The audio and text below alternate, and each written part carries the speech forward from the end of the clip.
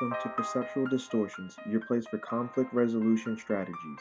Here is your host, Chrita Paulin. Check your perceptions at the door and let's get started.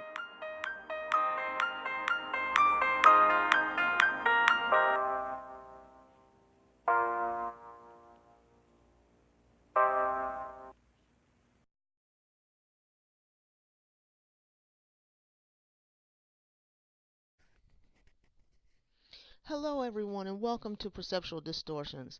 I am your host, Chrita Paulin. Tonight is our initial broadcast of the Perceptual Distortions podcast, and to say I am excited is an understatement. I want to get started by just jumping in and telling you a little bit about why I decided to do the podcast and what it's all about. One of the things that has concerned me over the past year or so, in particular, has been the amount of conflict that has been generated between people, between races, between groups, between spouses, between teenagers with the bullying and all the stuff going on in the world. And I've always said the one thing that we do not do in school systems, but we probably should, is teach people how to resolve conflicts and how to manage conflicts so they don't start in the first place, right? I mean, technically, we can't avoid ever having a conflict, but there are ways that we can go about dealing with it so that our responses are not so emotionally charged and that we make sure that when we do respond to conflict, that we're doing it from a place of understanding and being real. And I guess you're asking yourself, well, what does being real mean? And that is really what this podcast is all about. When I say being real, I mean making sure that you're looking at the conflict from all angles and not just your perception. Because perceptions are very funny. What makes them funny? The fact that they're just yours and yours alone. I mean, no two people will perceive a situation the same. That's why you can have some people say that, cigarette smoking is bad. Some will say, well, it's not that bad. Some will have an opinion on marijuana, politics, drugs, alcohol, sexual relationships, marriages. Everybody's perception about life is different, and that is why conflict is a guaranteed situation in your life. I mean, you can't avoid it.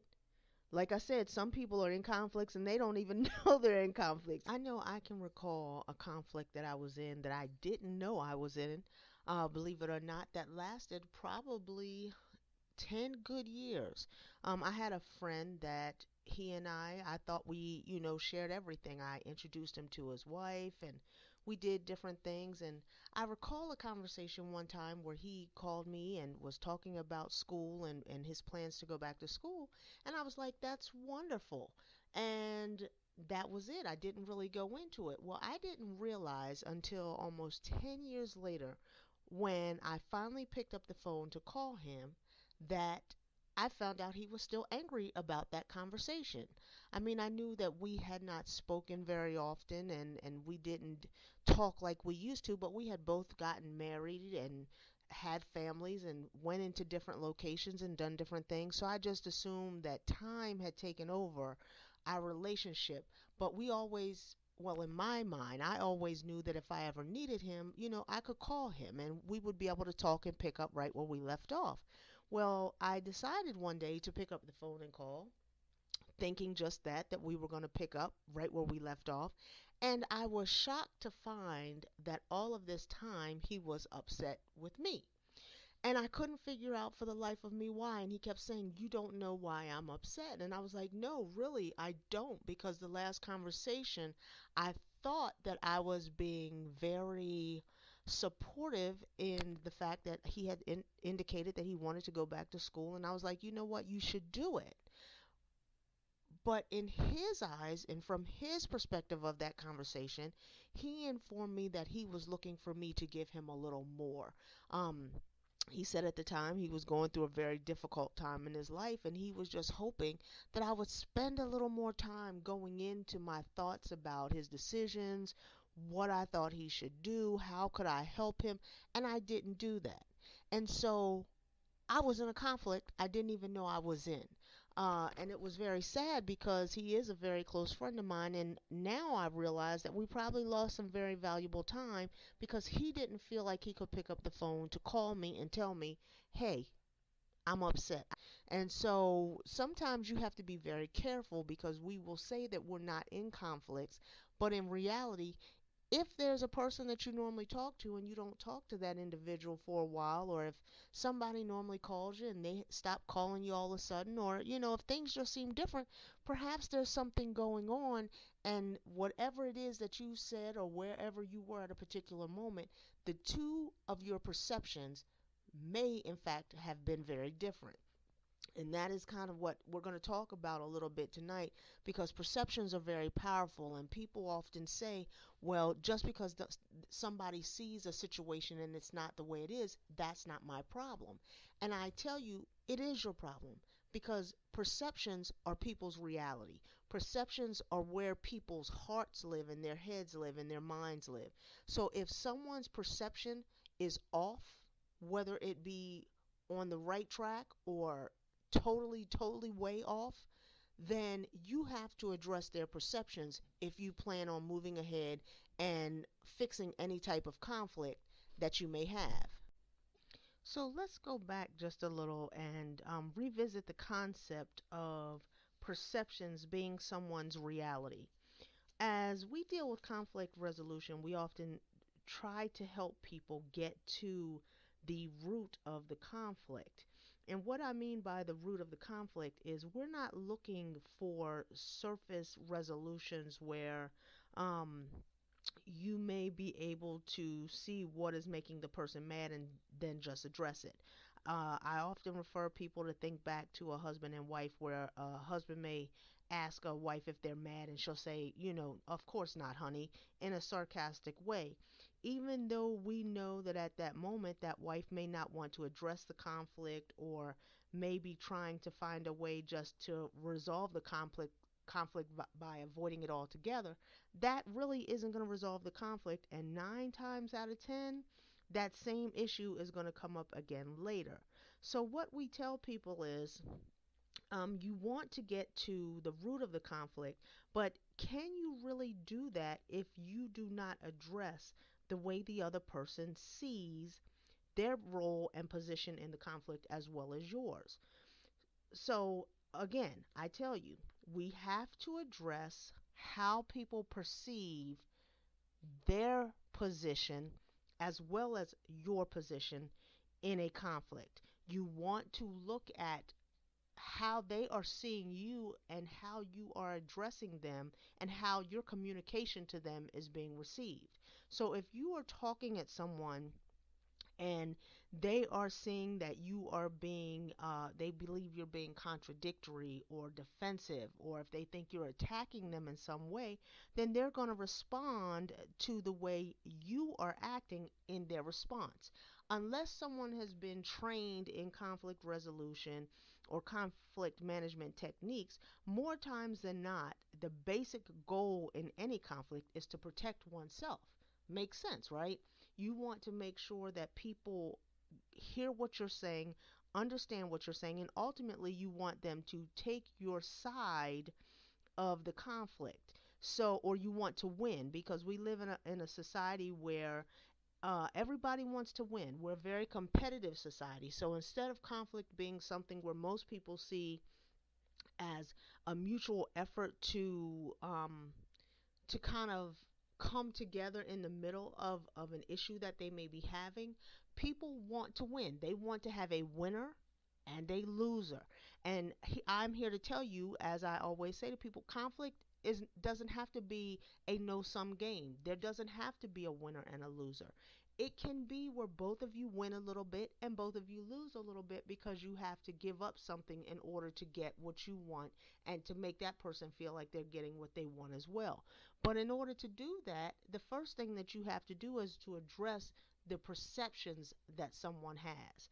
And so that brings me to my point of perceptual distortions, because a lot of people deal and they analyze situations from perceptual distortions. They look at it in a way that may not necessarily be the entire truth. Like, for instance, I'll just take a stereotype, for instance, a stereotype, me being an African American woman. When I go out by myself with my children, people tend to look at me and think that, okay, she is not married, her children may have multiple different fathers, she's uneducated.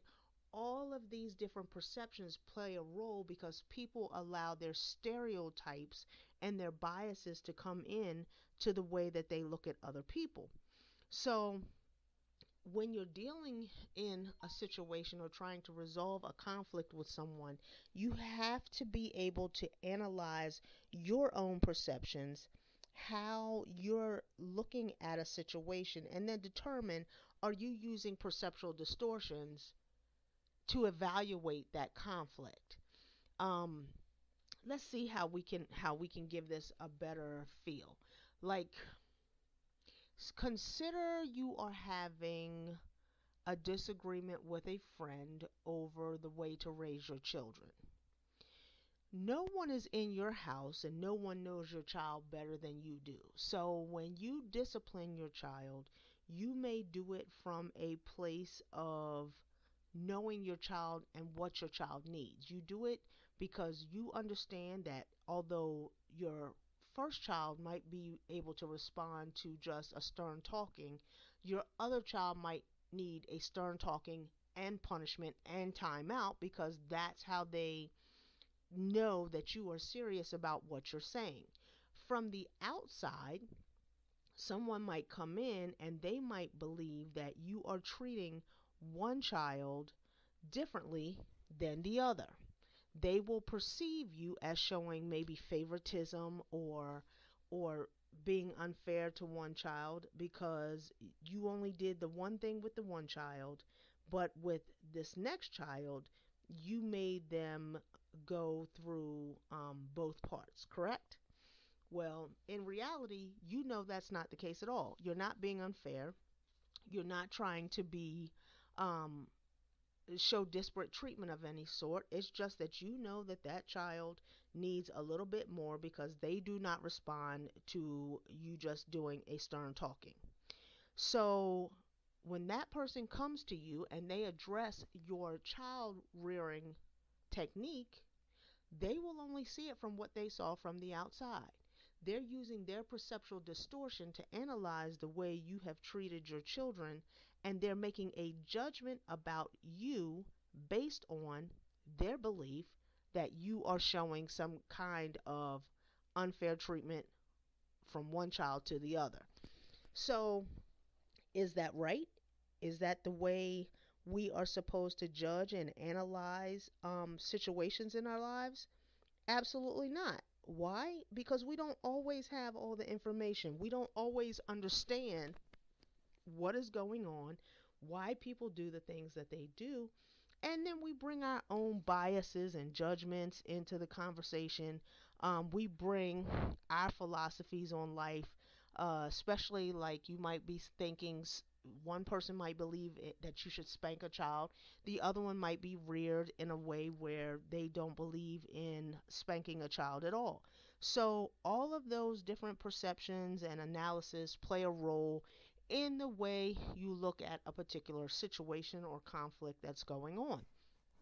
Does that make you right or wrong? It's neither the case because in reality, if that's what our perceptions are and the way we analyze a situation, then that is what we believe. However, when we are in conflict with someone else, we have to be mindful to know and understand that you cannot resolve a conflict basing it solely upon your own perceptions, because your perceptions, whether you realize it or not, may be distorted based on stereotypes, biases, subconscious bias. A lot of people have heard that term lately with the Starbucks incident. They were referring to forms of racism as subconscious biases. And to clarify, a subconscious bias is a bias that you have that you may not even recognize that you have, or that you recognize that you may have some of it, but you believe that you are leaving it out of your decision making processes. But in reality, you don't leave them out because they're subconscious and you do it without even thinking about it. I often think about how if someone is going for a job interview, per se, when someone walks in the door and you see that individual, the first thing you notice is appearance. You notice the clothes they wear. You notice hairstyle, mannerisms. All of those things hit your attention before that person even opens their mouths. And so, subconsciously, we sum up what we see and make a determination on that person before we even know what that person is truly capable of. We may think of someone who comes into a job and we see tattoos on their neck under their shirt. We may be less willing to hire that person because we've already made a particular judgment about that person making bad decisions, or something of that sort. And it's okay if you want to judge people in that manner, but when it comes to making decisions, especially if you're in a leadership position, that kind of subconscious bias or that kind of perceptual distortion can cause you to make some really grave mistakes. And so that's what we want to talk about in this podcast. We want to talk about how all of us do it. We view situations and circumstances from our circle of reference, from our backgrounds and our experiences, our culture, our religious beliefs, our social circles influence the way we look at things. And so when we are dealing with others and when we are engaging with others and communicating, which usually is the first way to cause a conflict, we communicate in a manner that comes from a very egocentric place. It's based on who we are, what we know, and the people that we're normally used to being around and dealing with. And so I want you all to consider, if you're having these conflicts with people, I want you to sit back and do some real analysis. Think about the way you engage in conflict. What is your role? How are you looking, and are your perceptions full of distortions? Because 9 times out of 10, when people look at a situation, because we do live in such a competitive society, we look at it in terms of how can we win this fight? How can we win this argument? How can we win our position over someone else? And so in doing that, we look at things in a very egocentric manner, and we tend to expect other people to see what we see and how we perceive it. So this is some of the things that we are going to address in this podcast. And I do hope that as we go along, some of you that have some of these conflicts that you're dealing with will be able and willing to share and send me some messages so we can talk about it. Send me some emails at pdistortions@gmail.com. Tell me what you're going through and tell me the conflict from your eyes. And then maybe we can take some time and go through it and see if you're really looking at it from your circle of reference, your place of reference, or are you looking at it in a manner where you're trying to find a win-win solution to a conflict? Because if you go into it looking to work with someone else to formulate a resolution that will benefit both of you, 9 times out of the 10, the conflict will be resolved a lot more rapidly than if you're going in there in a competitive manner. And I know this sounds silly. People are like, well, that's what, conflict is all about. You want to win. And I tell you to kind of change your perspective, change your perception, change the way you're thinking about conflict, because conflict doesn't have to be a zero-sum game. You can give up a little bit, but that doesn't mean that you lose. What that means is that you see the value and the bigger picture in maintaining and saving relationships, or maintaining and saving a job or a position that you may have, because you recognize that both of you winning is better than one of you winning and ultimately both of you losing, if that makes sense. Because just because you win right now doesn't mean that you will win overall. So I encourage you to look at um, conflict in a more positive approach. Using the word conflict, I do it for the sake of this podcast, but in reality, I don't like to use the term conflict. I like to use the term opportunities or even barriers to opportunities you can use, because what you want to do is you want to see that ultimately any conflict that you are in provides you an opportunity to learn something not only about the person you're in conflict with, but you learn something about yourself. Think about it. When we were kids and we were in conflict, we would fight, we would yell, holler, we would take our ball and run, but then the next day we would be right back playing with that same child or that same person. As you grew up, you realize the importance of winning, so you begin to take your ball, and then it takes you longer to come back to the playground with your ball because you want them to feel the pain of not having that ball on the playground. As an adult, when you see it, you take the ball and you tell them there's no coming back to get this ball. I'm done. We're through. Game over. But then, if you think about it, the reality is, once that game was over, guess what? You didn't get to play either. You didn't get to have the same fun that you used to have on that field. And although you might feel the victory in taking your ball and making other people suffer, internally you're suffering as well. I remember when I was very young, I worked for the federal government and we were having a summer organizational picnic, and the leadership decided to bring Bubba Dick Gregory to speak, God rest his soul, and everybody was thinking he was going to talk about getting along and diversity, because that was the main topic of the organization at that time, that and teamwork and getting along with one another. But the most profound thing came from Bubba Gregory's mouth that day, and it has lasted with me forever. I can remember him. He had on a jacket and it had pockets on the side. And he said, he said, we get into arguments with people and we get angry and hurt and we allow people to hurt us. And then we sit around and walk around with that anger and hurt. He said that hurt and anger and animosity that you hold on to is like having shit in your pocket. And those were his exact words. He said, it's like having shit in your pocket. He said, you walk around all day with the shit in your pocket and you're smelling all the stench and the odor and the aroma from the shit that you're carrying around, while the other person is going on with their life and they have no idea that you're still smelling that shit. But you're allowing that shit to clog your nasal passages every day because you refuse to let go of a situation.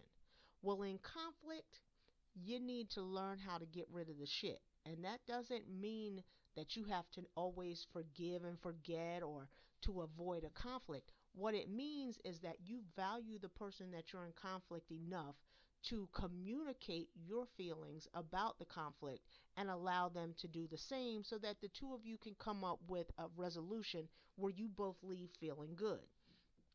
That's something that we're not used to.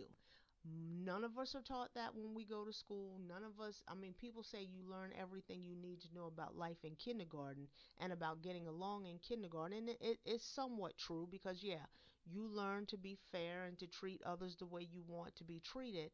But then we go through school and we forget all of that, because in the midst of going through school, we now join these sports organizations, and here the teachers put us in mathlete bowls and all these other things where we are competing and we have to win. You can look at any university in this country where they have a sports program, and you will see the athletes are treated like superstars because people will pay to come and see them beat another team to smithereens. They want to see them annihilate their competition and come out the victor in every game. You have a winner and a loser. There's a big debate going on now about, youth sports and whether everybody should get a trophy and what does that teach people. And I say, no, not everybody should get a trophy, because there is just as much that you can learn about yourself in your moments of losing as you can in your moments of winning. But when you become an adult and you know that being in conflict, and if you win, somebody has to lose, and that's going to sever a relationship, then you have to determine how important that is in your life. You have to determine whether losing a relationship is more important than you feeling like a victor at any given moment. So, yes, there are some things like if you see somebody on the street and they uh, take your seat or whatever, and you see that they're not budging and that was your seat, and you want to be in conflict and engage in that conflict, and you want to win that battle because you don't really care or know that person, then that's your decision. But if you're in a conflict with your parents, or you're in a conflict with a coworker, and you have to see that person every day, it is more important, and it will behoove you to try and come up with a way to resolve that conflict where you can go and see that person every day without having to sidestep, without having to walk in the other direction, or without having to see the snares and the glares that you get because someone doesn't like you anymore and you two don't get along. Because ultimately, when you're in conflict, especially in a work environment, and you bring that conflict into the work environment, everyone in there feels the toxicity of that situation. And so you have to start thinking about how important it is for you to be able to manage and resolve the conflicts in your life. As someone once said, when you know better, you do better. And so I'm telling you, by learning how to deal with conflicts, by learning to manage the way you resolve your conflicts, and by assessing and analyzing your perceptual distortions, then you will be able to deal with people in a more effective manner. And that all comes from effective communication skills. And we're going to talk about this, I'm sure, in another podcast, because knowing how to communicate with people is just as important as being able to analyze how you're acting in any given situation. Um, I often talk to people about the Johari window, where there's that one square in this window that talks about the things you don't know about yourself that other people know about you. You may not really know or understand how you are coming off on other people. And I'll give you an example. I have a very close friend that I did a radio show with, and she respects me because she knows that I'm a teacher and that I love educating people and sharing knowledge. But the two of us had a conflict at one point, and we were addressing it and talking through it and trying to work through it. And I'm going to tell you, sometimes I didn't use my effective conflict resolution skills the way I should have. But ultimately, she said something to me that, even though I knew I did it, I did not recognize other people saw that I did it. And she told me, she said, you have a way of sounding very dictatorial. When you talk to people, you talk to them like everyone is your student. And I have heard it when I was a child, but back then some people would say it was a bossiness. Other people said that I would talk to them like they were not as smart as I was. But the same reality is, I came off, and I come off at times, as being very dictatorial, telling people what needs to be done to make things happen. And I guess it's because I've been in an educational setting, and because I am one of those people that I try to help people. But sometimes when you're trying to help people, you have to learn to talk in a way where people don't see it as you telling them what to do, rather than showing them or encouraging them to do it for themselves. And so that was a piece of my Johari window that I guess in some senses I knew, but I didn't know other people saw it. So it was a revelation to me. And then I had to make a decision on how I was going to address that within myself. Now, some people would say, so what? If she didn't like it, who cares? But when you're dealing with people, if you're trying to be an effective communicator, you have to meet people where they are. If she saw my comments as being dictatorial, then what did I say earlier in the podcast? Perception is everything. If that's the way she perceived the situation, that was her reality. If I set up and said, no, I'm not dictatorial, we wouldn't have gotten anywhere. We would have still been in a conflict, perhaps. Well, not her and I, because we would have worked it out because that's the kind of people that we are. But in a general conflict scenario, if you maintain your position and don't recognize the perceptions of others, then you will never be able to resolve the conflict that you're engaged in. So I could have said, I'm not dictatorial. I don't know what you're talking about. You're wrong. I'm right. And we would have never gotten anywhere. The reality is she wasn't wrong. The reality is I do come off as being dictatorial sometimes, and I know that about myself. I'm okay with that. But if someone else perceives it in a negative light and I am trying to communicate with that person, then I have to address that within myself because effective communication requires compromise on both sides. Um, and that's something that we don't learn when we're in elementary school. We don't learn that when we go to high school and college. I think one of the most horrific mistakes that our schools, our public school systems in particular, make is we do not teach children finance and money, and we don't teach them conflict management and resolution skills. We don't teach them effective communication skills. And so ultimately, when they get there as adults, they have picked up things that they have learned from other people, more importantly, their major core circle, and that's how they live their life.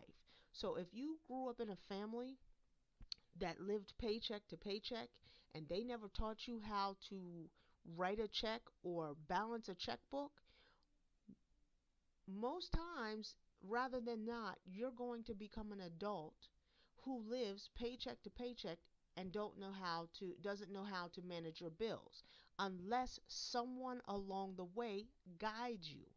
Does that mean that your parents are wrong? No. It could just mean that they, like you, didn't have anyone to show them that. And the same thing is with conflict resolution. If you grew up in a household where your parents argued, fussed, and fought every day, then when you get into a relationship, your go to during a moment of conflict is going to be to do the same thing.